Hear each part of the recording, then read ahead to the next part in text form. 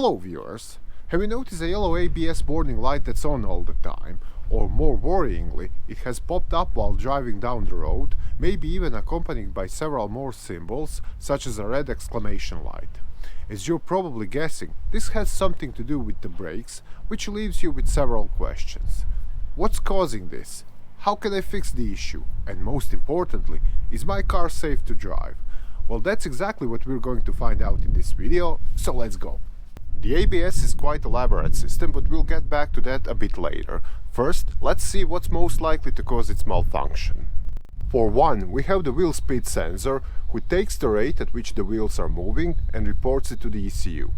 With this information, the ECU can determine how to use the ABS. If the ECU sees that one of the wheels is moving faster than the others, it will push out more brake fluid, allowing the wheel to move at a slower rate to increase grip on the pavement. When the speed sensor stops working, the ECU won't have accurate data. Not only will this cause the ABS light to come on, but you could also notice the car loses traction when you slam on the brakes. In fact, the traction control light might also be on.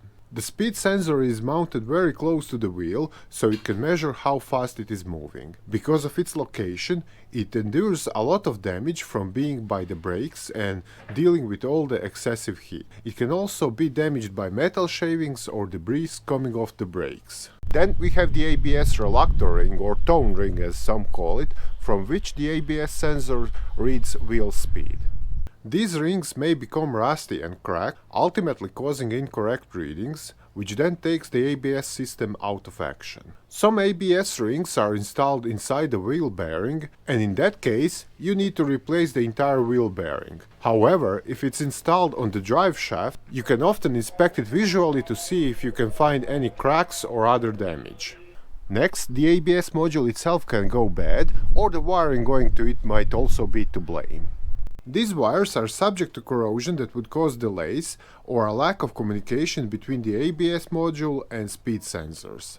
It would be better if the car just needed some updated wires. However, you may need to replace the ABS module if you are unlucky, which costs much more. With either problem, you should notice a lack of response with the brakes. At first, you might only notice it periodically, but it should continue getting worse. It's also possible that the brakes could lock up, or you might hear some clicking noises. The hydraulic pump is responsible for adjusting brake pressure to each wheel based on the readings from the speed sensors, which prevents them from locking up.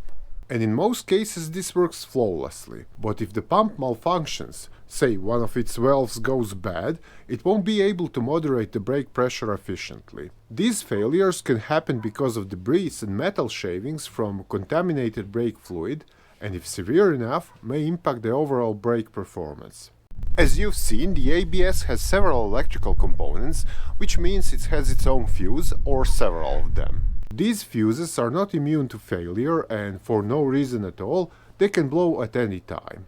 Thankfully, it's not difficult to check the fuse, and it might be the first step of diagnostics if you aren't noticing any symptoms other than the light on the dashboard.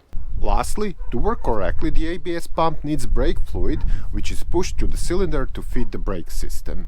If there is not enough brake fluid, you are going to run into issues, including a possible illuminated ABS light. And you'll have to figure out why that happened fast, as this might mean there is a leak in the system, which could very well lead to a complete brake failure. Things usually causing this include a leaking fluid reservoir, the air in the brake system, or a seal that is damaged.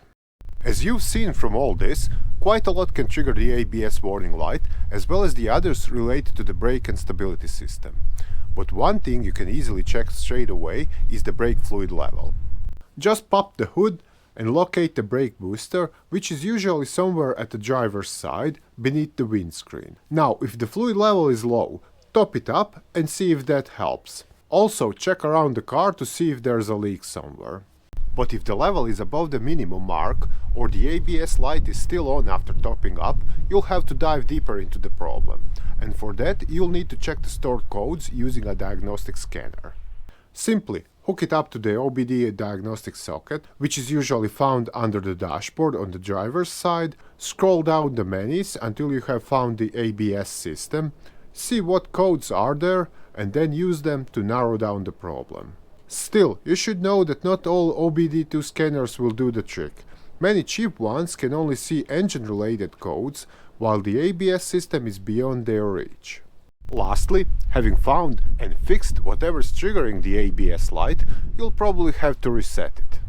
Again, this is done with the same diagnostic scanner as before, with which all stored error codes are delayed. This way, the car will know everything is okay. Even if resetting has solved the problem, you might want to learn how the ABS works. This is especially true if a problem is a bit more complex and requires a deeper analysis.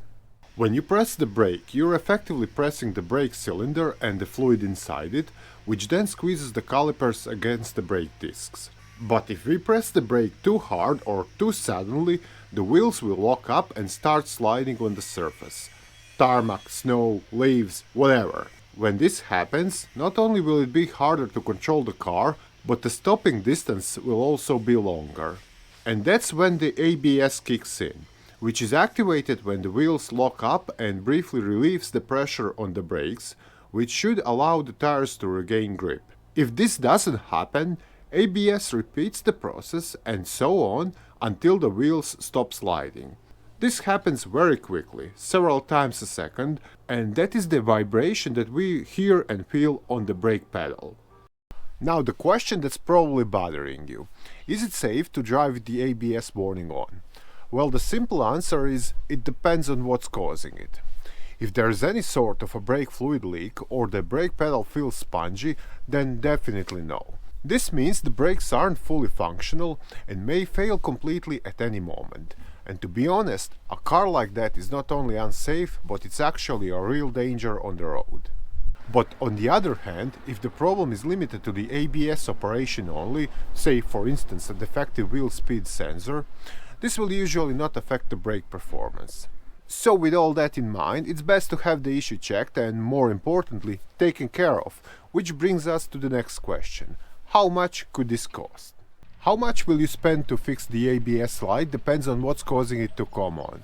We'll take a closer look at the most common repairs here, but before replacing anything, you must perform a complete diagnosis. After all, there is no reason to put parts on the car that aren't needed and waste money by doing so.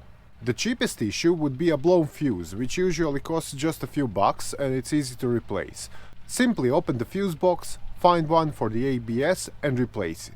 The next easy fix would be to add more brake fluid, if the brake fluid is low, which only costs you the price of the brake fluid, as long as no issues are causing a leak. From here, you might need to replace a faulty speed sensor or a damaged ABS ring, which can cost between $100 and $300. This seems to be one of the most common issues with the ABS light. There is also a chance that you need to replace the ABS module or rewire the system. Fixing damaged wiring might be cheaper, but a new module will probably cost you between $200 and $600. The largest of the problems would be to replace the hydraulic pump or a master cylinder. The master cylinder replacement could be between $300 and $600, while putting a new hydraulic pump can easily hit $1,000 or even more. So that would be all about the ABS warning light and how to get rid of it. I hope you found all this to be helpful, and if so, don't forget to give us a big thumbs up and share the video with your friends. But if the warning is still on, something else might be causing the issue. In that case, check out other videos here or visit our site mechanicbase.com for more detailed automotive repair guides. Bye!